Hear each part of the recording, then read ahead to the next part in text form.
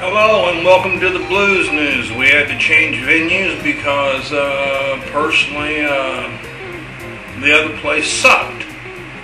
They accused me of doing what everybody else does. I use bumper music just like everybody else does, and I'm not trying to sell anything. So I'd have to say it was probably politically motivated, but that's okay. MySpace is used by a lot of people, and I'm sure it'll do just fine without little old me. Getting to the news today, President Bush and President Ahmadinejad,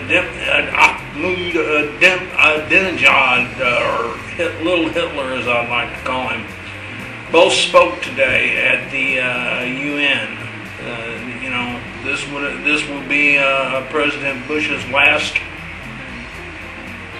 address to the full UN Assembly, and he spoke of where the arms were coming from and who was responsible and who should take responsibility for what's happening. On the other side of the coin, of course, Ahmadinejad got up there and blamed the United States for its own financial position, which isn't really all that far away. I mean, I hate to agree with that little son of a bitch, but we bear some responsibility. It's just a sad thing when you see two leaders like that up there, and neither one of them. At least Bush was honest about it. Ahmadinejad, he can't tell the truth about anything. Moving farther into politics, Joe Biden, the mouth that won't quit, said that there will be no more coal plants in the United States. With coal being our largest fuel source in the United States, and he wants to put a limit and say no more coal burning plants, especially the clean burning coal plants you hear of, the new technology. This man is truly full of shit.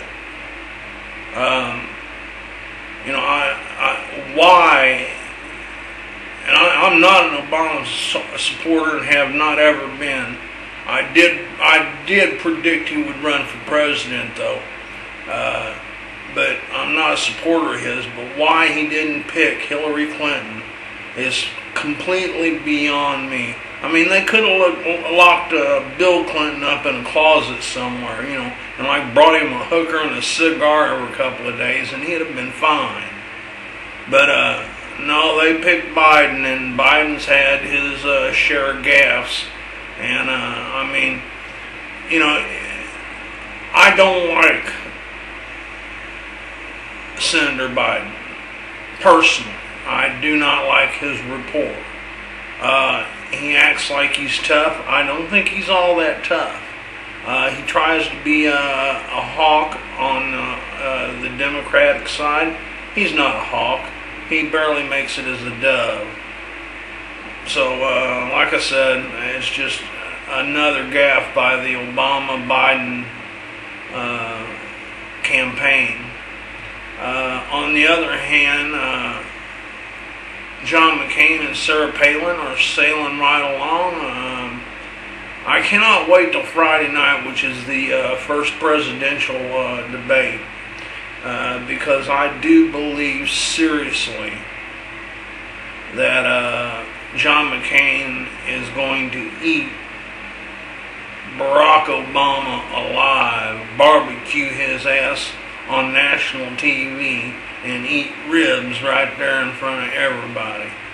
I don't mean that to be racial. Don't get all shitty. And the vice presidential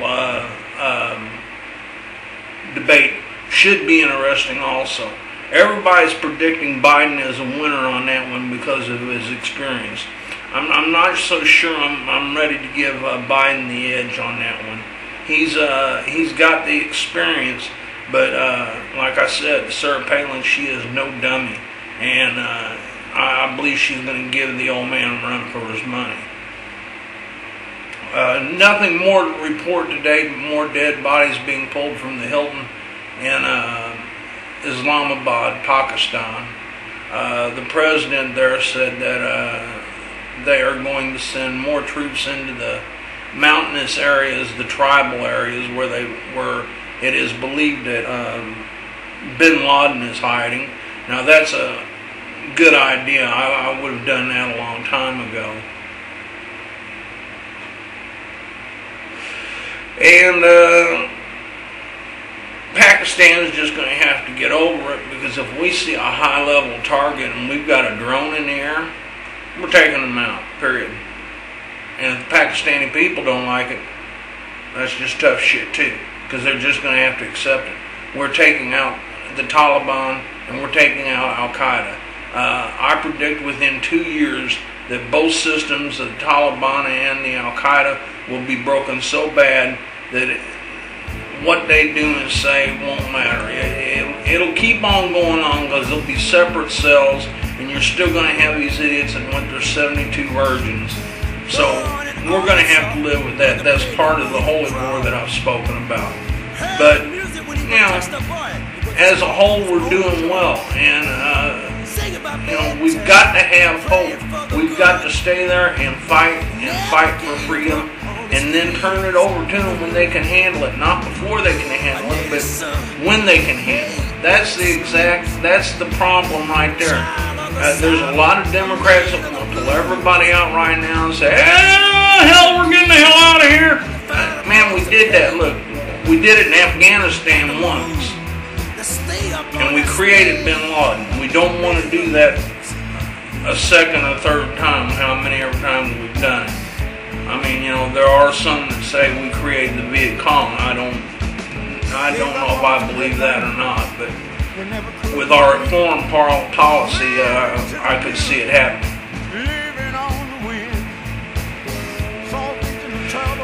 In the banking industry, it looks like they're trying very, very hard to come up with a plan to save Wall Street. They say they've got till Friday. I wish them the best of luck. Pumping billions of dollars into a broken system, that's kind of like the educational system, isn't it? We keep dumping money into that thing, and we keep having people drop out and can't spell their own damn name. You know, need to think long and hard before what we do, but then again, that's Washington for you. And it would seem that the rappers coming off the candy, more or less, because they had a very, very, very low turnout for Senator Obama at Green Bay, Wisconsin. I wonder why that is. That's the salt of the earth. Most people work for a living. He does not.